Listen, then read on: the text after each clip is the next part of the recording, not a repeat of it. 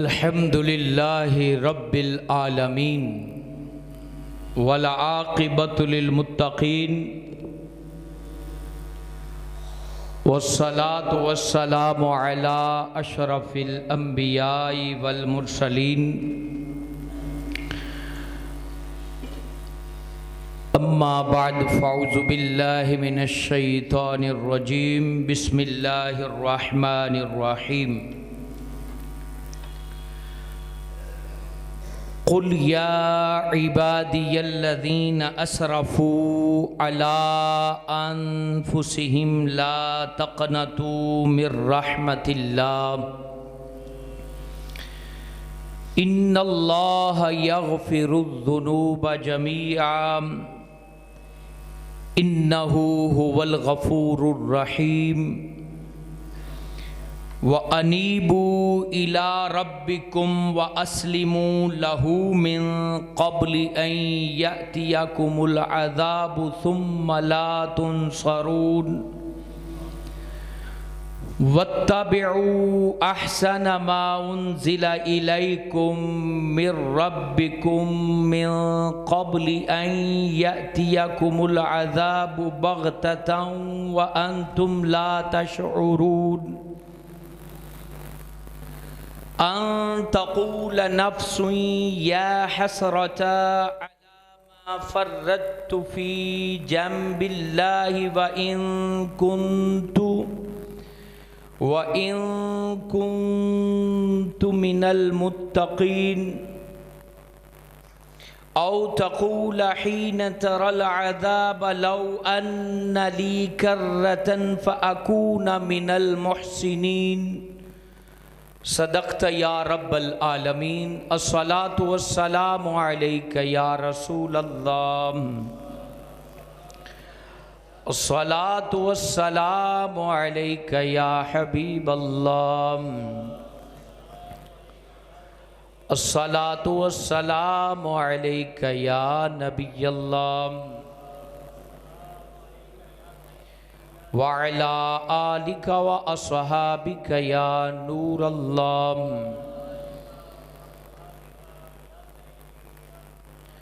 درود ابراہیمی پڑھیے اللہم صلی علی محمد وعلی آل محمد کما صلیت علی ابراہیم وعلی آل ابراہیم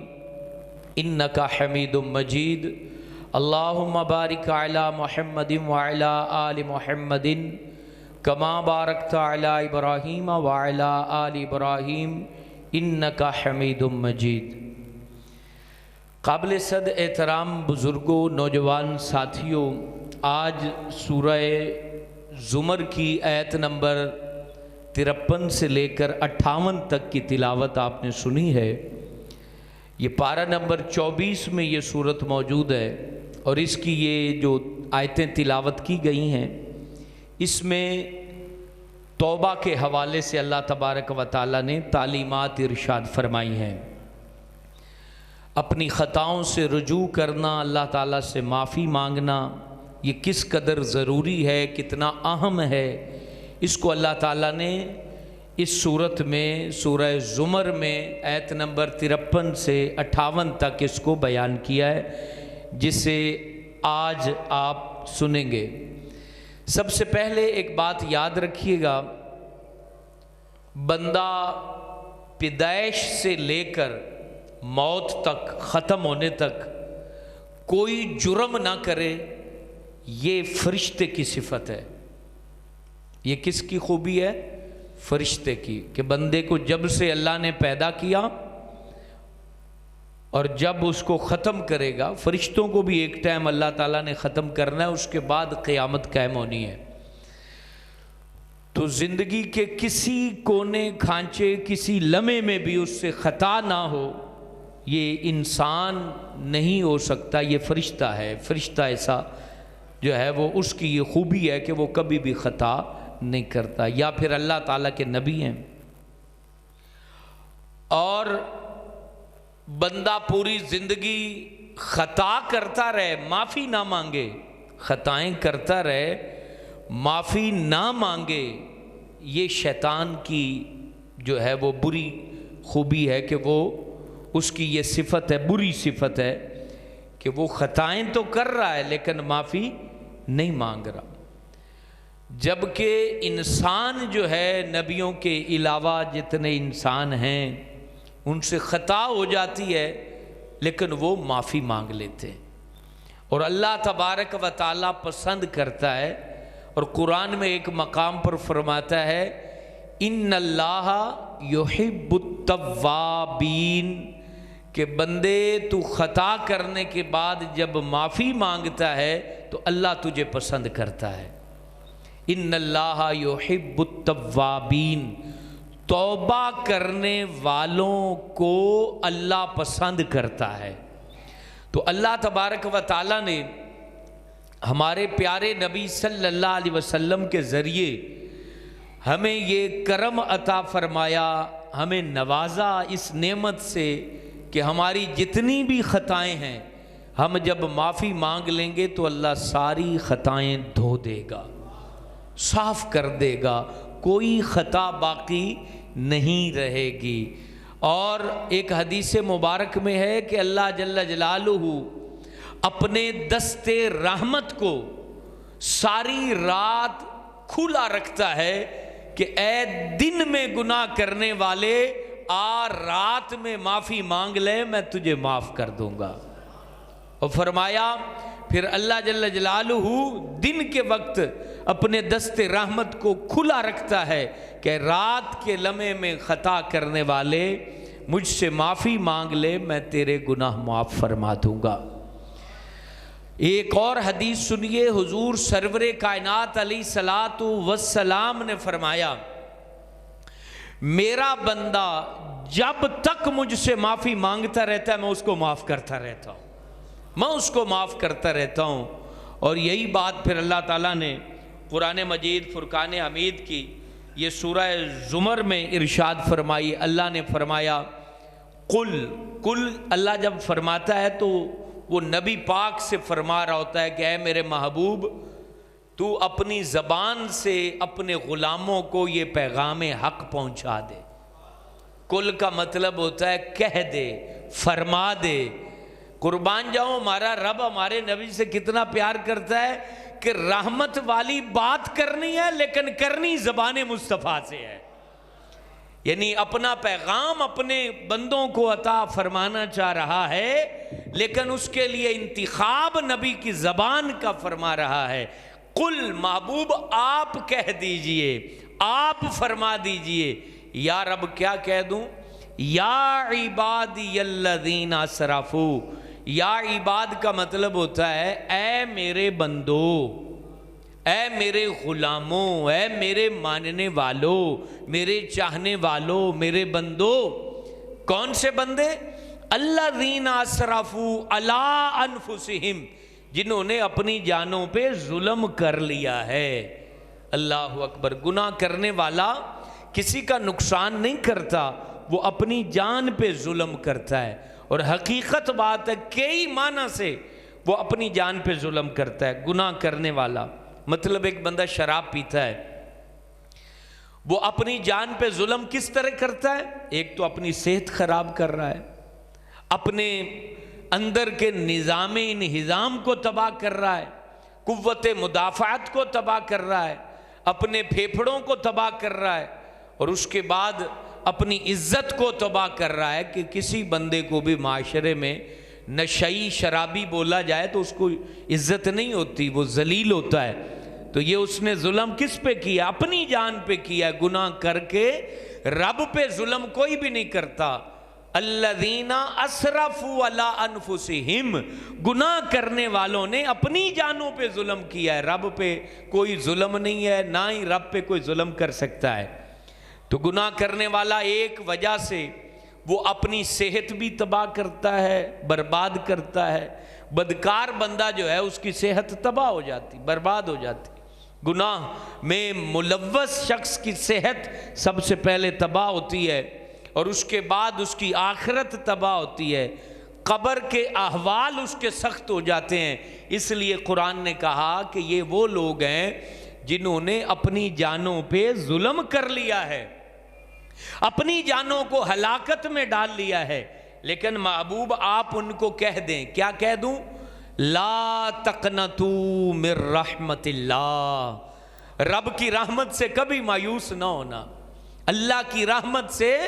کبھی مایوس نہ ہونا، لا تقنطو من رحمت اللہ۔ پھر نبی پاک علیہ السلام کا فرمان یہاں پر سنیے، حضور فرماتے ہیں کہ اللہ تعالیٰ ارشاد فرماتا ہے میرا بندہ جب تک معافی مانگتا رہتا ہے میں اس کو معاف کرتا رہتا ہوں، جب تک معافی مانگے گا میں اس کو معاف کروں گا، اور جب وہ معافی مانگے تو اتنے یقین سے معافی مانگے کہ اللہ نے اس کو معاف کر دیا ہے، یقین اس کا محکم ہونا چاہیے، ایمان مضبوط ہونا چاہیے، اللہ سے مانگتے ہوئے کانفیڈنس لیول اس کا ہائی ہونا چاہیے۔ یہ نہیں ہے کہ وہ سوچے کہ پتہ نہیں اللہ معاف کرے گا نہیں کرے گا، ملے گا نہیں ملے گا، نہیں، کانفیڈنس کیسا ہو کہ ایک بوڑھی عورت تھی، بوڑھی عورت، ضعیف خاتون، ایمان یقین کو سمجھانے کے لیے عرض کر رہا ہوں، وہ بوڑھی عورت ایمان لے آئی تھی، نابینا، نظر نہیں آتا تھا، اور نبی پاک ہجرت کر کے جب مدینہ الرسول آ گئے تو وہ بوڑھی عورت بھی پھر مدینے چل پڑی، اب ہے آنکھوں سے نابینا ہے، اور اس کا ایک نوجوان بیٹا تھا اور کوئی بھی اس کے ساتھ نہیں تھا، اس کا ہاتھ تھاما اور مدینے کی طرف چل پڑی۔ اب 500 کلومیٹر کا سفر آپ سمجھ سکتے ہیں کہ کتنا مشکل سفر ہے اور کس قدر اوکھا سفر، بندہ گاڑی میں کرے تو تھک جاتا ہے، لیکن عشق سلامت ہو تو پھر اوکھے پینڈے سوکھے ہو جاندے ہیں۔ نماز اوکھی کسے لگتی ہے؟ جس کی ابھی محبت کا چراغ دھیما ہے، جنوں عشق ہوئے تھے وہ تم سجدے تو سر چکن جی نہیں کردا۔ بی بی فاطمہ نہیں فرما دیاں کہ اللہ کوئی رات لمبی اینی بنا کہ رج کے سجدہ تو کر لواں، کہ تیری رات ہی چھوٹی جہی ہے، میں رات سجدہ کرنی ہے تو وہ رات ختم ہو جاندی، یہ کہندے نے محبت ہے۔ اج کل دے مسلمان نو جناب زنجیراں پا پا کے کھچو یا تھانیاں دے آرڈر لے آؤ تے پھر مسیتے وڑن گے، نہیں تو دل ہی نہیں کرتا۔ تو یہ کون سی چیز ہے جو نماز کو آسان بنا دیتی ہے، مسجد میں بیٹھنے کو آسان بنا دیتی ہے؟ اچھا کئی دوست ہیں معذرت کے ساتھ مسجد میں نا بیٹھنے کو ان کا جی نہیں کرتا، کوشش انہوں دی ہوندی ہے گھڑی ویکھی رکھشن ہون مولوی چلو ختم ہویا تے ہون میں جلدی جلدی نکلا تو 2 فرض پڑھے تے موڑ جلدی جلدی دوڑ، یہ نہیں کہ اگ نہیں بندے نو لگی ہوندی، اگ طرح مقصد بھجنا ہے پھر نکلنا ہے، کیا سرور آئے گا۔ ہن بندہ مطلب میں مثال آپ کو دے رہا ہوں، تسی بیمار ہو وہ ڈاکٹر کو جاؤ، ڈاکٹر نو نبض بھی کھاؤ، این وہ ہاتھ بھی نہ رکھے تے کھیچ لو، وہ ٹیکہ لانا چاہے تے سرنج حالی رکھے تے تسی کھیچ لو، تو میں دسو تو آنو کوئی شفا ملے گی؟ نہیں مل سکتی۔ مسجد میں بندہ اپنی روحانی جسمانی بیماریاں لے کے آتا ہے، اس رب اعلیٰ کے دربار میں آرام سے بیٹھے تو صحیح، اپنی نبض چیک تو کرائے۔ پھر کیا نہیں جی طبیعت خراب رہندی ہے کی کریے، گپا مارنے ہمیں تو گھنٹہ طبیعت خراب کوئی نہیں، وہاں بیٹھے رہیں گے گپے ہانکتے رہیں گے۔ اللہ کے گھر میں راحت، آرام، چین، سکون، قرار، تمام پریشانیوں کا مداوا واحد ذات کر سکتی ہے، اور اس کا نام ہے اللہ رب العالمین، اللہ رب العالمین۔ اب محبت پینڈے اوکھے بھی ہوں تو سوکھے کر دیتی ہے۔ وہ اللہ کی بندی جب پہنچ گئی مدینے، اپنے بیٹے کو، بات چونکہ تفصیل ہے اور ایتیں بھی سورہ زمر کی زیادہ ہیں تو جلدی سے اس کو بیان کر دیتا ہوں کہ وہ مدینے جب اس کا بیٹا نبی پاک کے شاگردوں میں شامل ہو گیا، جو مسافر ہوتے تھے جن کا کوئی نہیں ہوتا تھا وہ حضور کے صفے پر، وہ اصحاب صفہ چبوترا جو ہے روزہ رسول کے ساتھ وہیں رہتے تھے، وہیں کھاتے تھے، وہیں پڑھتے تھے، وہیں سو جاتے تھے، جلوہ محبوب سے اپنے جو ہے وہ مشام جام کو معطر کرتے رہتے تھے اور نبی پاک کو تکتے رہتے تھے۔ تو وہ نوجوان بیٹا وہیں رہنے لگا اور وہ بیمار ہوا، بیمار ہو کے فوت ہو گیا۔ نبی پاک نے فرمایا بھی اسے غسل دو، غسل دے کے اسے جو ہے وہ کفن پہناؤ، کفن پہنا دیا، اب جنازہ ہونا ہے اور بندے کو جو ہے وہ دفن کر دینا ہے، تو نبی پاک نے فرمایا بھی جنازے سے پہلے اندی جڑی بڈھی اماں ہے انہوں تو سدو، چلو آدھے پتر نو ایک واری ہاتھی لا لوے، ویک تو نہیں سکتی، چلو آخری ویلا انہوں مس کر لوے، ٹچ کر لوے۔ مائی نو بلایا گیا۔ یہ میں بتا رہا ہوں یقین کی بات، یقین محکم اور ایمان کی بات کہہ رہا ہوں کہ بندہ رب کو صدا مارے، آواز دے، تو پھر یقین اس طرح کا ہونا چاہیے۔ وہ مائی آئی نا، تو اب وہ لاش رکھی ہوئی ہے نوجوان پتر کی، تو اس مائی کے لیے نبی پاک نے فرمایا بھی پیروں کا بند کھول دو۔ وہ پیروں کی طرف کفن کا بند کھول دیا، تو وہ بوڑھی نبینہ مائی اپنے پتر کے دونوں پیروں کے درمیان اپنا چہرہ رکھ دیا، دونوں درمیان اس طرح چہرہ رکھ کے آدھے پتر دے جڑے پیر ہے گیا نا، انہاں دی حرارت، انہاں دی جڑی ہے وہ محبت، پھر ماں دی اور باپ دی محبت کون سمجھ سکتا ہے۔ اپنا رخسار، اپنا چہرہ اپنے بچے کے دونوں پیروں کے درمیان رکھا، اور اس کے بعد دیکھا صحابہ نے کہ اس کی آنکھوں سے آنسو جاری ہیں، اور پھر اس نے آسمان کی طرف دیکھا، اور پھر آسمان کی طرف نظر اٹھا کے وہ مائی کہتی ہے سونے ربا میں تب بت چھڑ کے آئی ہوں تیرے نبی کو، میں نے تیرے نبی کے لیے برادری چھوڑ دی، خاندان چھوڑ دیا، کنبہ چھوڑ دیا، اتنا لمبا پینڈا کر کے تیرے محبوب کے لیے مدینے آئی ہوں۔ میرے رشتہ دار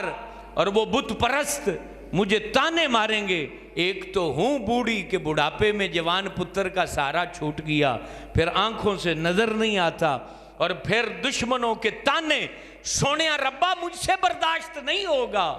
اے بھار میتھو برداشت نہیں ہو سکتا، اور میرے تے او بھار نہ رکھ جڑا میں چکا نہ۔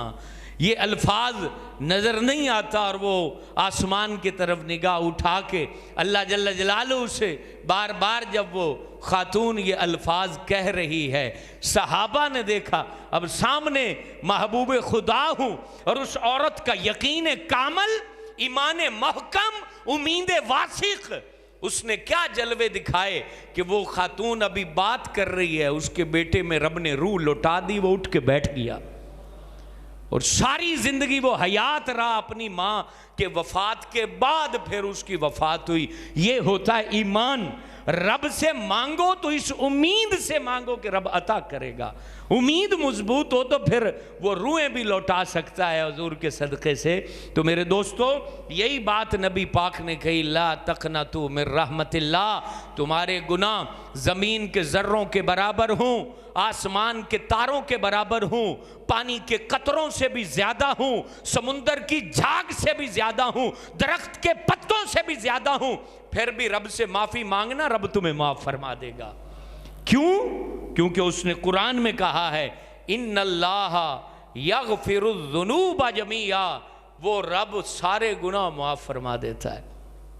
انہ هو الغفور الرحیم، بے شک وہ بخشنے والا مہربان ہے۔ اور اگلی آیت میں اللہ کیا فرماتا ہے، وَأَنِيبُوا إِلَىٰ رَبِّكُمْ، لوٹ آؤ اپنے رب کی طرف، لوٹ آؤ اپنے رب کی طرف۔ اے بھاگنے والے، اے خطا میں ملوث انسان، اے شراب نوشی کے دل دادا،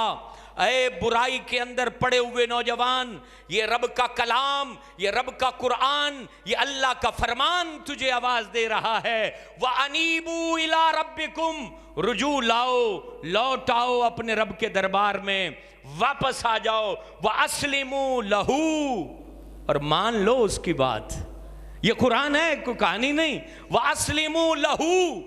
اور اس کی بات مان لو، اس کا حکم تسلیم کر لو، اس کے فرمان پر سر تسلیم خم کر لو، اپنی نوابی کے روب میں نہ آنا، اپنی جوانی کے اوپر نہ اترانا، اپنے حسن کے فریب میں مت آنا، دنیا کے دھوکے میں برباد مت ہو جانا۔ اسلموا لہو، اس رب اعلیٰ کے سامنے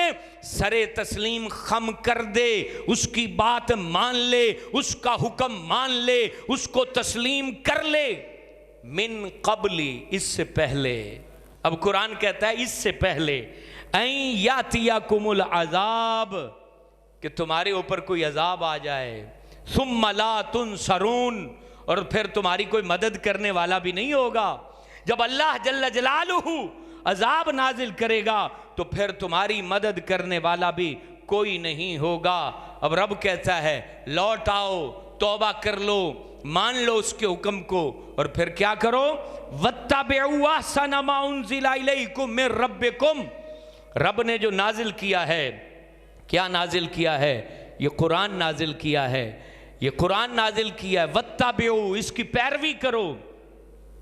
یہ بڑی خوبصورت چیز ہے، قرآن کہہ رہا ہے احسانہ، یہ پیاری چیز ہے، یہ قرآن پیارا ہے، اس کے لفظ پیارے، زیر و زبر پیارے، اس کی آیتیں پیاری، اس کے احکامات پیارے، ان کی پیروی کر لو۔ من قبل ان یاتیکم العذاب بغتۃ وانتم لا تشعرون، اس سے پہلے کہ اچانک عذاب آئے اور تمہیں خبر بھی نہ ہو، تمہیں خبر بھی نہ ہو۔ یہ اللہ تعالیٰ دیکھے قرآن کا اسلوب کتنا پیارا ہے، بار بار کہہ رہا ہے اس سے پہلے کہ تم کسی مصیبت میں پڑ جاؤ، اس سے پہلے کہ تم پر کوئی عذاب آ جائے، تم اللہ کے قرآن کی طرف آ جاؤ، اللہ کا تعالیٰ کی بات ماننے کی طرف آ جاؤ، اللہ تعالیٰ کے فرما بردار بن جاؤ۔ ان تقولا، پھر کیا ہوگا؟ ان تقول نفس یا حسرتا،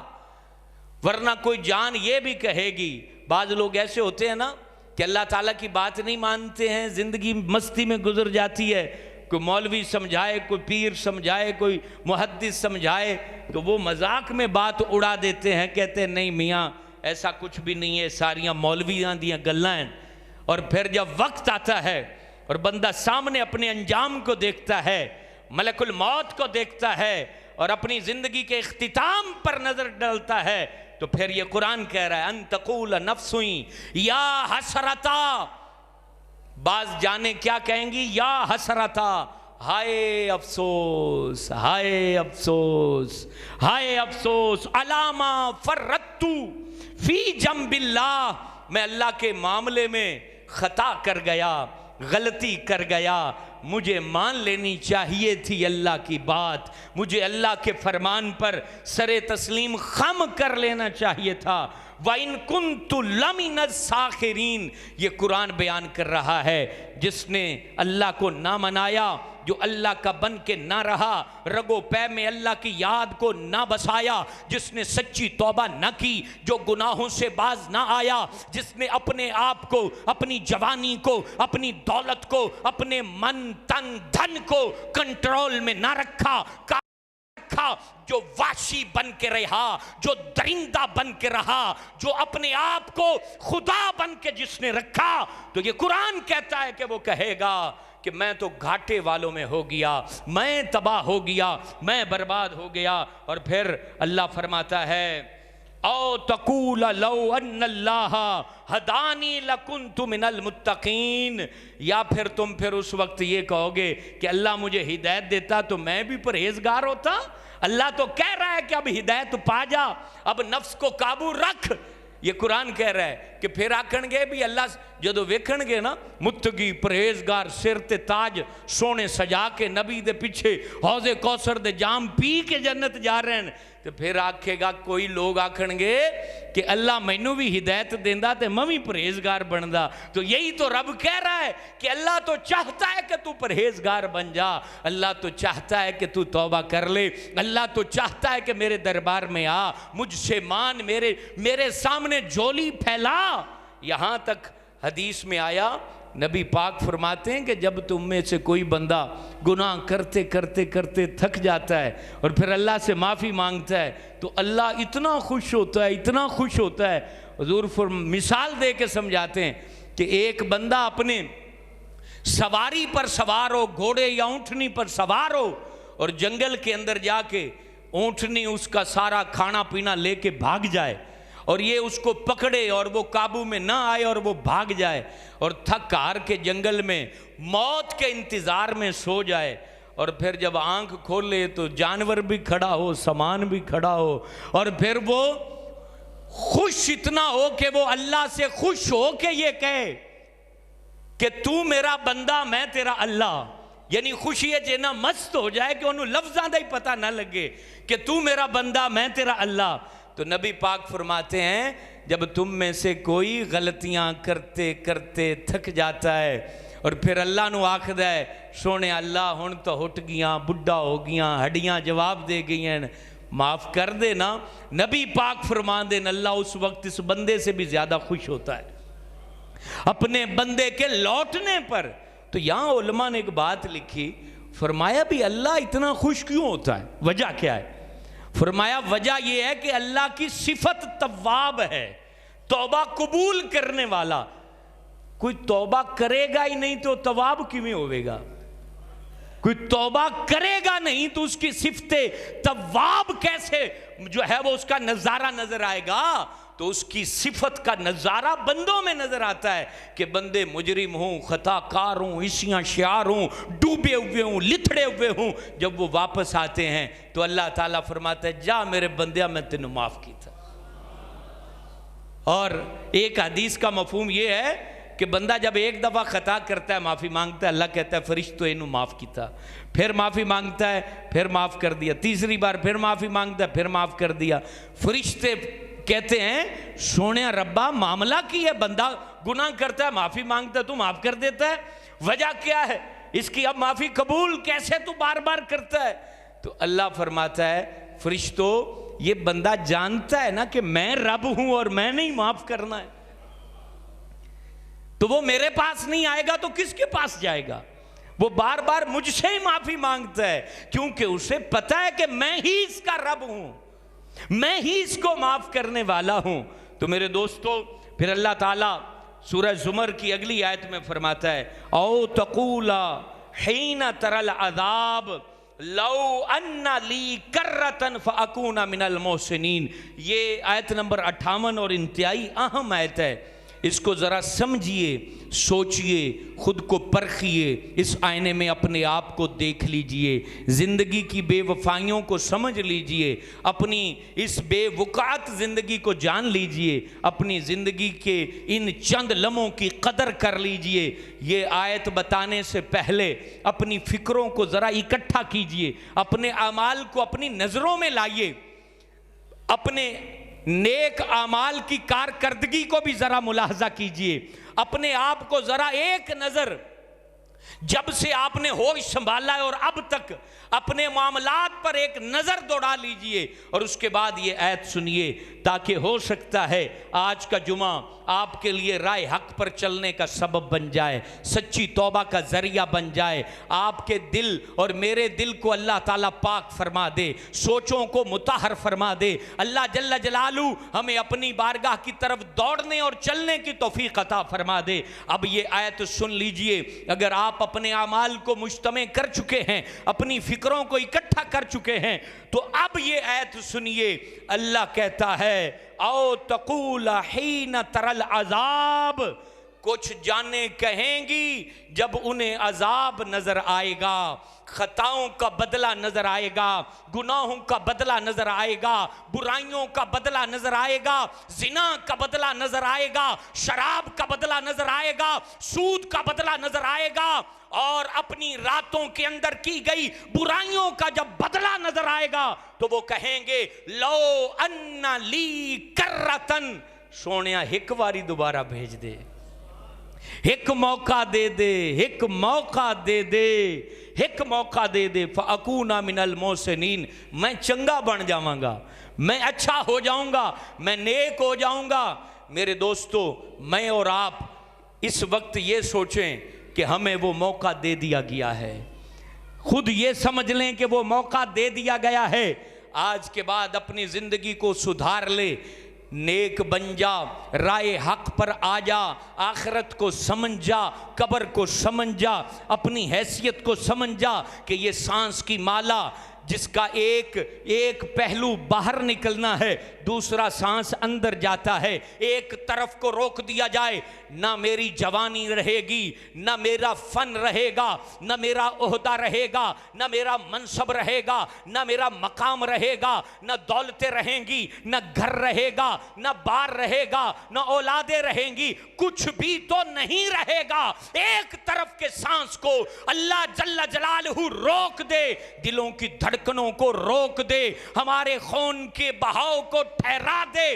تو کون ہے جو ہمیں جناب کہے گا؟ کون ہے جو ہمیں محترم کہے گا؟ کون ہے جو ہمیں سلام کرے گا؟ کون ہے جو ہمارے نعرے لگائے گا؟ کون ہے جو ہمارے سامنے ہماری چاپلوسی کرے گا، ہمارے لیے اچھے الفاظ کہے گا؟ کوئی بھی نہیں. سارے کہیں گے مردہ تھا، مردہ ہے، مردے کو رکھ دو. اس کے تمام عہدے، اس کا تمام منصب، اس کا تمام مقام سارے بھلا دیے جائیں گے. میرے دوستو سمجھ لو کہ وہ موقع مل گیا ہے اور رب سے توبہ کر لو. مولانا روم کی یہاں وہ بات بتا کے اس بات کو پختہ کرنا چاہوں گا کہ شاید ہم سچے توبہ کرنے والے بن جائیں. مولانا روم کہتے ہیں ایک بندہ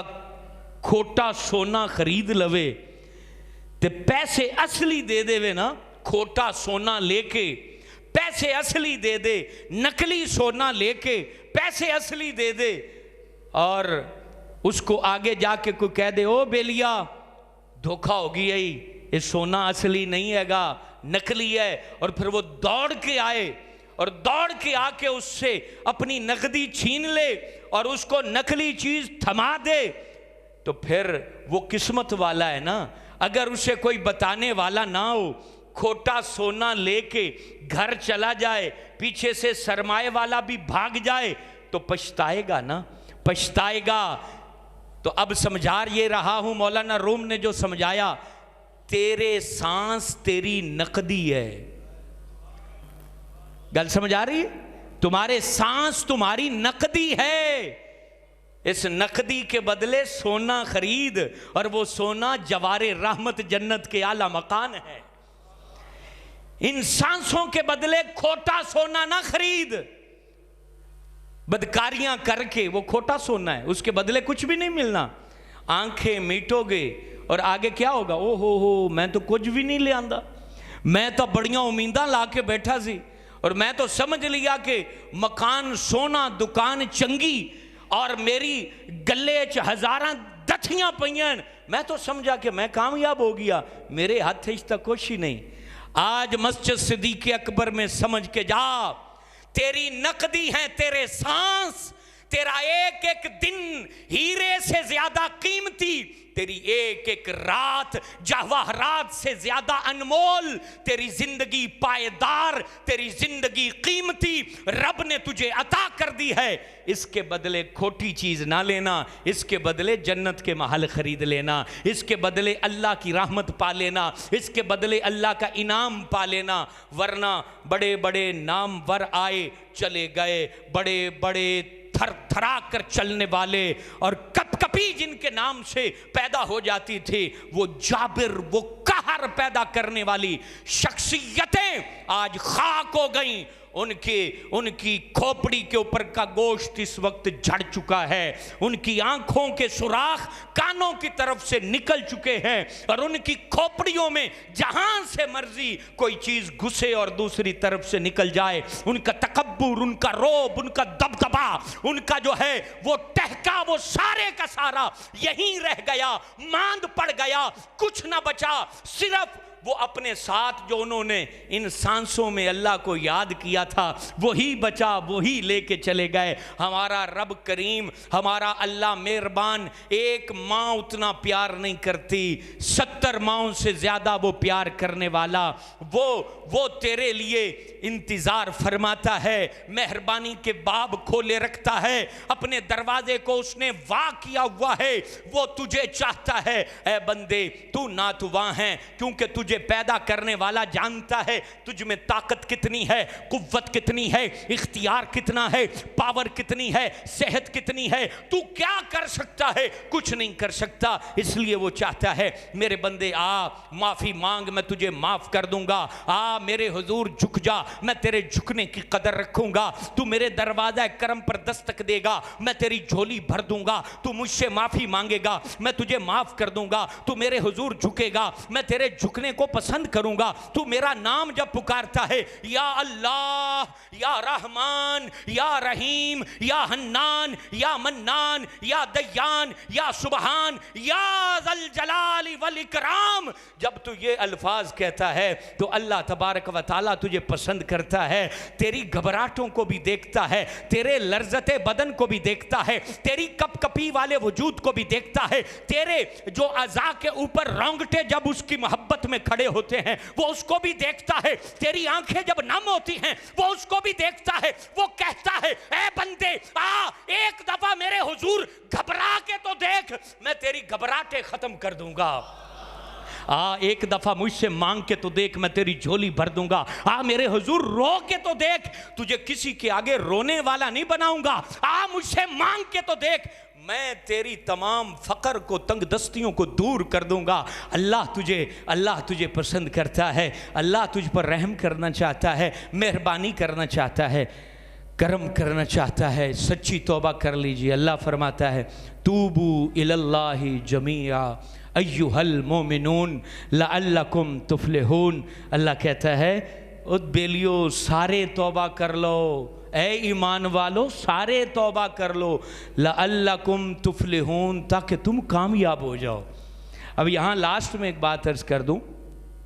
میرے دوستو، بعض خطائیں انسانوں کے حوالے سے ہم کر جاتے ہیں، کسی کا حق مار لیتے ہیں، کسی کو گالی دے دیتے ہیں۔ اس کی توبہ کے لیے ضروری ہے کہ اللہ کے اس بندے سے بھی معذرت کی جائے، معافی مانگ لی جائے، چاہے وہ عمر میں چھوٹا ہو، چاہے وہ حیثیت میں چھوٹا ہو، لیکن ہے تو اللہ کا بندہ نا، اس سے معافی مانگ لی جائے اور اللہ سے معافی مانگ لی جائے۔ زندگی کے اندر جس کو یہ موقع مل گیا وہ قسمت والا ہے، جو معافی مانگ کے مرا۔ حضور نے فرمایا جس نے توبہ کر لی وہ ایسے ہے جیسے اس نے گناہ کیا ہی نہیں ہے۔ تو اللہ جل جلالہ ہمیں سچی توبہ